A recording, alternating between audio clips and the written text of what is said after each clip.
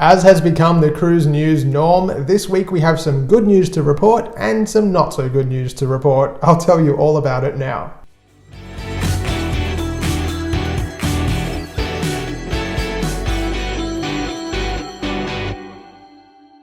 I'm Adrian, the Cruise and Travel Guy, and as always, thank you for subscribing to my channel. And if you haven't done so yet, please hit that subscribe button. Headlining news this week, of course, are the announcements from Princess and P&O Australia. Both cruise lines further extended their pause in operations. Princess kicked things off with their announcement just beating sister line P&O to the punch. The line announced that their entire scheduled season for the Sapphire Princess and the Royal Princess through to March 2022 have been cancelled. Furthermore, sailings on the Coral Princess were suspended through to January 27th. Affected guests have been offered alternate voyages, the option of a future cruise credit with a bonus, or of course a full refund. If I was forced to pick a positive out of all of this news, it's that Princess is still committed to having the Coral Princess in our region in January. Her first scheduled cruise is now an 11-day Tasmania round-trip voyage departing from Brisbane on January 27th. P&O Australia wasted no time in coming through with their cancellation announcement pretty much straight after their sister line Princess.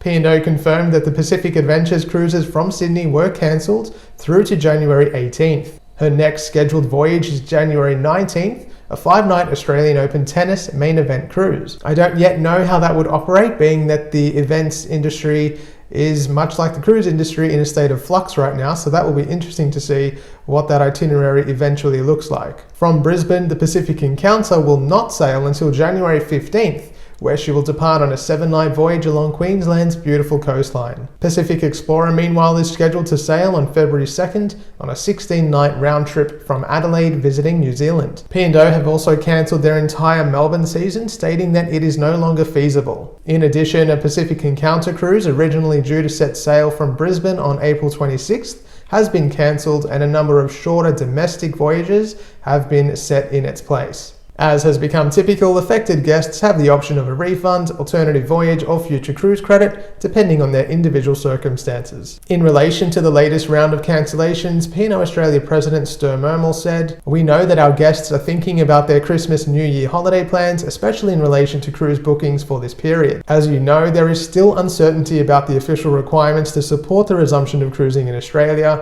Given this uncertainty, and to be as open as possible with guests, we have made the difficult decision to extend our pause in operations by a further month to mid-January 2022. At the time of recording this video, Royal Caribbean have so far not made any further announcements about any potential suspensions of their itineraries. They remain the only major cruise line to continue offering cruises from Sydney this year, the first one being December 13th, 4 days shy of the end of the cruise ban, so it'll be interesting to see how that works out. Most of us are expecting that Royal Caribbean will extend their pause in operations as well. In news out of Canberra, Tourism Minister Dan Tehan said that international borders should be open before Christmas. These plans are contingent on a national vaccination rate of 80% and also a home quarantine system which is yet to be trialled. However, open borders should mean that cruising is back by January. In good cruising news this week, Celebrity have announced that the Celebrity Edge will be calling Australia home. The blockbuster summer season is scheduled for between December 2023 and April 2024.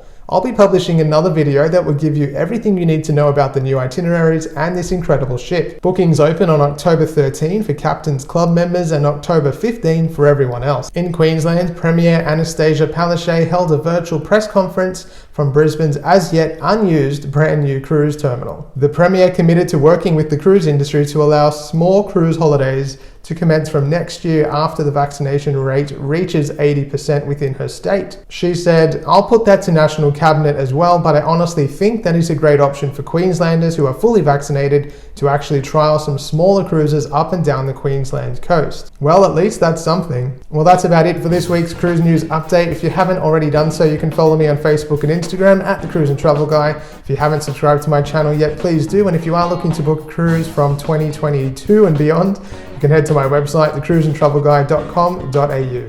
Thanks for watching, stay safe, and I'll see you soon.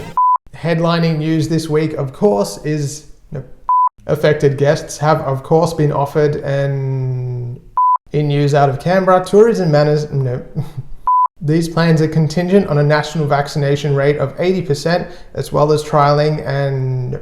These plans are contingent on a national The Premier